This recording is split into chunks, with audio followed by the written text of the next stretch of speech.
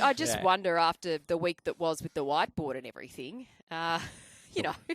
it's interesting, isn't it? Like that's a lot of changes to make off the back of something like that. And Brad Scott, in the wake of it, said, "Listen, this is the way that it is. I'd hate that information getting leaked, but this is the way that it is." Matthew Lloyd said, "I'd use that information to my advantage and say, look at what the other clubs are saying about you." But with Ben McKay, there's obviously the form part, but there has to be a confidence element to it as well. Yeah, I completely agree. And look, I know both of the McKays cop a lot of heat. When you're big and you're a key position player, everyone goes back to almost their local footy. Like, you're big and we want you to, make that presence felt out on the field, and the game operates around you. And I think sometimes the criticism on those two is harsh and unfair, but other times it's warranted as well. We are in the absolute pinnacle of a sport, and I don't always buy into, we get paid this much and we need to, but that is an element. Like, a part of accepting contract is accepting responsibility. I'm not saying that's all of it and that's how you should measure players.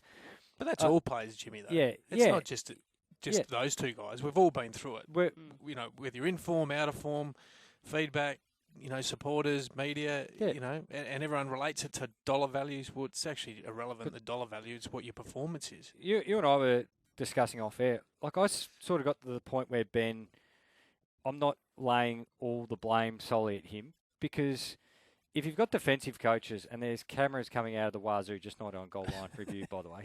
They've got them for everywhere else. As we've established, we run cheap on the important stuff and we over-index on the not-so-important stuff. But there's cameras and coaches and there's analytics and everything like that. When I watch Ben, I got to the point of, well, this is on the coaching and the development, because some of the positioning, I'm going, surely someone's pulled you up, where if they haven't, that means there's an acceptance of what you're doing. So being 30 metres off your direct opponent when the ball is only 40 metres away, and that's constantly happening. Yeah, it's a pattern. It's a pattern where I then start to think, well, that's the way they want to play. Because maybe I'm old school and Campo... He's older school? I'm old school. But... I'm very old school. No, but you've... Ask my boys. No, but you've coached in the modern game, and you've coached guys who are now at the top level. So you would clearly articulate to your players how you want them to play. And when it's defence is very structured and very coachable. Like, it's easier... Not easy, but if you're going to go and coach something, you can get the defence because you can do positioning and things. Attack takes more flair, creativity, and then talent actually, comes off the back of that. So defence is, well, man on man means this in our club. Zone means this. Starting positions means this. Here's behind the goals footage. Good, bad, terrible, excellent. And so it continues to happen. And this is not just a 1 week thing. This has been over a couple of years for Ben, where I actually got to the point, well, they must want him to play that way. Well, there's three things about coaching, Jimmy. It's either that's the way you want them to play, so they're executing what you're asking them to do. 2, the player doesn't understand, so it's up to you as a coach to understand it. And 3, they're just not prepared to do it. So that's when you get tipped out, because you're going against what the team and what the coach's philosophy is. So it can only be one of those 3 things. It can't be anything else. So when it comes down to it in the review, from a coaching perspective, which one is it? And that's across the board, across the competition. And that's why you see guys slip in and out, because they either can't execute it, they're not doing it properly, or they just don't understand. It might become more obvious depending on how long he's out. Like, if it's just a 1 week thing to kind of... Confidence. Yeah. Laura, did you know that Scott Pendlebury is going to equal the games record this weekend? I may have heard that a few times around the block. I found the conversation around whether or not he's selfish very interesting. Yeah. He's a pretty selfish bloke, though, Pendlebury, isn't he? Those of us who have come across it appears that way. Shocking. I think Tony Shaw kicked that one off on Sunday Footy Preview when he said, I think it would be a selfish thing for Scott Pendlebury to wear a golden number 10. It's a team sport. And then I sort of said to Shorey, how much of that is to do with what happened when you played, your record-breaking game at Collingwood, and what did you get for it? And he said nothing, but that's not why I've got a chip on my shoulder. But look, it's interesting because the argument has been, can he have that selfish moment in a team sport, given I actually don't think he's a selfish player. I think he's been someone that's been very generous with a lot of people on the field, including opposition players. Yeah. And Craig McRae was asked about this issue, and this is what he had to say. Yeah, well, we've got a deliberate plan around, Pendles hasn't played too many 5-day breaks in his history if you go back on in time. So, that's been sort of reported around being selfish. I would have thought Pendles is probably the least selfish person in our team. But also about what we want. And, he wouldn't have played last week, to be honest. Like, he wasn't in a position to play physically, funny enough. But, we'll plan to play him this week and see what we get. And, there's you can't do Thursday until you've done Wednesday. So we've got to do what Wednesday looks like and so on. So it's a process for us.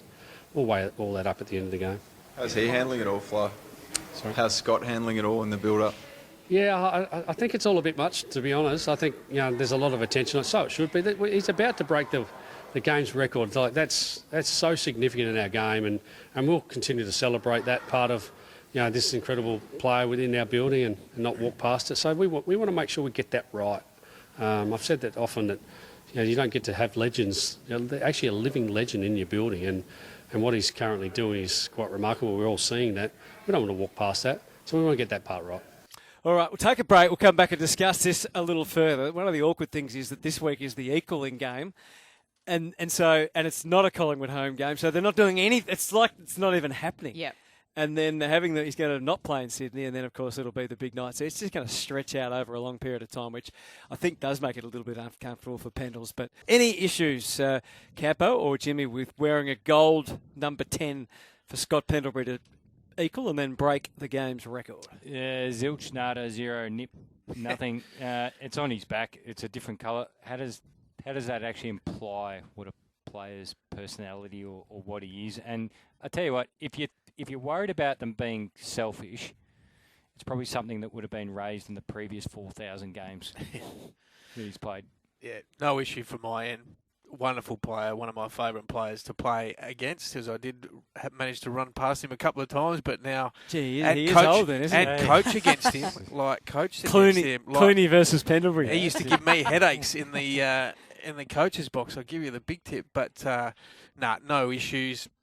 I agree with what Fly said. Let's celebrate an absolute legend of the game. This, it's not a 300, it's not a 250, it's not one of those ones. No. This is, will it ever happen again? Probably not. We said that against Boomer, but who's probably next in line? Well, ironically, as King has said, Boomer, even at the time, Boomer could have easily played on. Boomer, what was he, 30 goals and about 20 touches a game, which if you're a listening recruiting bloke and you didn't, or girl, or whoever's involved in that department, if you just put a line over the age, and you said, I'm going to find you a half forward that gives you 20 touches and 30 goals a game, they're like, sold, give us. Well, he didn't lose his speed, did he, either, Boomer? Or his agility. That's the thing that you get pulled up when your time's up.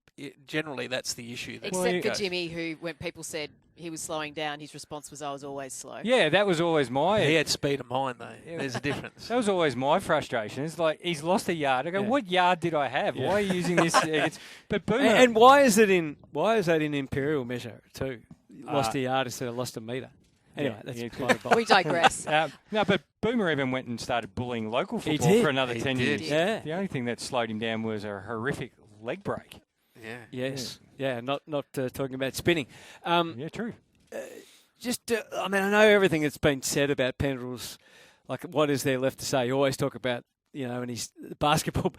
We're running the promo at the moment on Fox, and I actually called his first game. I honestly can't say I really remember it, but called his first game and referred to his basketball background. That's fair. In his first game. But that's fair in your first couple of games. Yeah. But, it's real, isn't it? That time and space thing that he's had. And it's such a hard thing. Like, I remember at stages slowing him down, like, frame by frame. Like, what does he do? And, all you could come up with is the great players have all got a step in some way, haven't they? They've got a little manoeuvre that wrong foots the opposition, but they all do it in a slightly different way. But his is still hard to explain, other than you say, like when you watch Mark Waugh bat in cricket, he had time. So how do you explain that other than a good eye? I think it comes, Jimmy, and you can answer it as well. It comes to just confidence in, one, your ability, and two, your understanding what's around you really quickly. And I think the best players that you've either played against or played with, they take a really quick snapshot of what's around just before they take the ball, and then they can make decisions depending on what the opposition do. And he's as good as anyone in the competition. But as a coach, like when you've watched the game and granular detail, how do you then say to someone, when Pendlebury's not quick? Yeah. So how is he able to just stand there with the ball and essentially do nothing, and yet no one can touch him? Yeah, well, and that's the hard part, because they go, well, we want to press and put pressure on him to make a decision.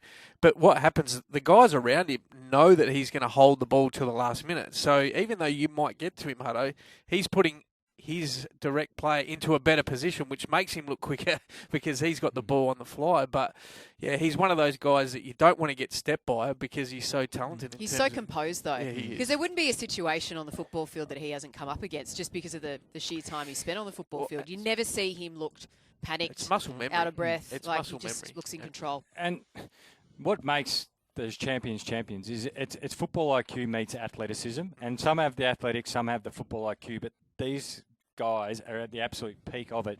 And I think what gets undersold a bit is we talk about his lack of pace, but he's an incredibly athletic person, and we always reference athleticism as how fast they can run or how fast they can jump. But he's incredibly strong, he's balanced, he's got awareness. That's all athletic traits that we often don't associate with athleticism on the football field. His endurance and tank, he gets up and back as good as anybody else. He's bigger than you think. Yeah. Like a lot of footballers, like you get up close to them and you go, "My God, you're a big unit." So the fact that you add all that in, I think it gets undersold. He's actually athletic prowess. Well, I think the one you nailed there, Jimmy, is his ability to not be under fatigue. When players make mistakes, it's generally under fatigue. They make poor decisions late in games. Because he is so fit and he's been able to look after himself, I don't think he ever gets to that point because he is so fit. So he's able to play at that level under less fatigue than most players. Laura, you and I had a long discussion during the week on Sports Today because the AFL handed down its findings regarding Carlton. Now, I think a lot of people would have thought, okay, there's the findings, all good, tick, tick, tick, maybe some ones, a bit of curly questions to come off the back of it. But there's been some pretty strong feedback from AFL coaches and clubs alike and across the industry regarding, well, how are we going to do this? One, financially, two, from a logistical point of view and a talent point of view, because now it's probably going to be 2 full-time psychologists you're going to have to find above 0.6 or above 0.7. That's a difficult task to find. It's hard enough to find AFL sports medicos. Now you've got to find sports psychologist or someone equipped to deal with the AFL industry on a full-time basis. The plan's right. The execution might be a little bit difficult. It will be difficult because it's, first of all, it's finding the people. Second of all, it's the club sort of saying, but we've got psychologists here that have been helping the players for a while. So the inference that what we've been doing hasn't been enough, I think some of the coaches weren't very happy with that. Yep. But also financially, there's obviously the big concern about how to fund it. We've already had the AFL say it won't be in the soft cap, but where's it coming from, though? Is the AFL funding them? Well, they haven't said they'll fund it, so you've got to find the money somewhere else. It's expensive, and as we spoke about, Jim, and I know you had a view on this as well, Campo, that this is something that you've been talking about for years in terms of medical funding and where it should come from. Yeah, having been involved in clubland, from a coaching perspective, I just thought all the way along that the medical side of the game and include mental should be outside the cap. Because, they're your main assets. How can you put a dollar value and put that in the salary cap? I understand players and coaches and those sort of things, but, I still think you can maybe cap it to a certain extent because at what length do you go? But, when it comes to these issues that keep arising, and I think what's happened, generally the player welfare manager has had to deal with majority of these, and some of them are skilled in that and some of them aren't. So then they get pushed, well, not pushed is not the right word, but they get recommended to someone else outside the footy club. And that can be sometimes good, but sometimes difficult as well for players to deal with that. And being a part of Players Association, being on the board of a football club, I applaud the AFL for doing it, but this is not a new initiative. Like, they didn't sit around a round table and go, hey, let's do this. This has been suggested by football clubs, as Scott's talking about, for 15, 20 years, that medical and other, call it allied health services, should be sitting outside. And then that's up to the club of, through donors and sponsors. That's where you get some competitive edge and advantage, but also you're looking after your own. And becoming a good business, a great place to attract people for not only from a playing point of view, a coaching point of view, and whatever other staff. So the thing about it, which is frustrating, is it's taken quite an extraordinary and not a positive event to actually get to that point. But that always happens, though, doesn't it? Yeah, because with all the decision making, Yep. it takes something big for change to happen. Yep. We're never really on the front foot with some of these things, are we? Correct me if I'm wrong. But it feels like there's always a suggestion, but it's not our suggestion. It's almost what they do in politics, really. It's your idea. Budget's coming. So that's it. Hey, let's start taking a listen to some of the coaches because they raised a lot of valid points. And Luke Beveridge first. I can only use our man, Andrew Waterson, who's our appointed psych. We've invested more heavily. It came out of the Peter Jackson review that we were in the lower percentile in the competition as far as that investment goes. Andrew's doing an incredible job, but Andrew is a facilitator and a coordinator as much as a psych. So he's got his own practice. It's probably more lucrative than what we pay him. And what a full-time psych would mean or look like at AFL level, it's hard because of our itineraries. We're all over the shop. And so when you're on call a lot, they're virtually full-time anyway. Like Andrew called me yesterday about something and he's looking after everyone. And so I think the empowerment of staff and the playing group to help support each other is absolutely critical. And a practitioner like Andrew Waterson is absolutely critical in any organisation. But it's also your senior high performance management into your footy directorship that needs to continue to oversee that and make sure everyone's empowered to look after each other. Love to get your thoughts on the Nick Theodosi Open Line, 133693 693. Nick Theodosi Prestige Cars, 55 years in the business. Everybody should own a Prestige car at least once in a lifetime. I think Bevo's 2 from 2, actually, just by the way regarding his press conferences and call it the state of the game. He's made some great points. The last couple of times he's had a microphone in front of him. He raises that issue, that the difficult nature to find someone who will likely have a full-time practice, which is very lucrative to them and very successful. To give that up, now we might find them, people for the love of the game or they've got a real buy-in or interest at AFL level, but it's not going to be as easy as, right, let's pick up the phone. We've got them all banging down the door because they've got to be properly equipped as well to do this service. And just back to something you raised before, Scott, is the AFL's reluctance to have these sort of services outside the cap, because there was always this fear that, clubs were turning their player welfare manager into another assistant coach. But this is something so separate and removed. And the fact that I think it's kind of lazy in a way to think clubs would skirt it. It's not like you're going to find, hey, let's get Campo in and he's going to be outside. He's also our psych, but we'll get him to put some witches' hats out and do some kicking and marking as well. And also, Jimmy, I think the game's changed with social media and the way that the game's analysed. There's a lot more that these players have to deal with than perhaps when you and I played, especially me. I'm older than you. It was radio, TV, newspaper. That was it. That were the only 3 forms. And so you put music on in the radio, you wouldn't watch the TV, and you never bought the paper. So you got away from it. But I reckon this generation of players coming through in the last probably 5 to 8 years with what they deal with on a social media platform has an effect on players. I used to walk in as a coach after games and players get their mobile phones out and it's literally just some of the stuff on there.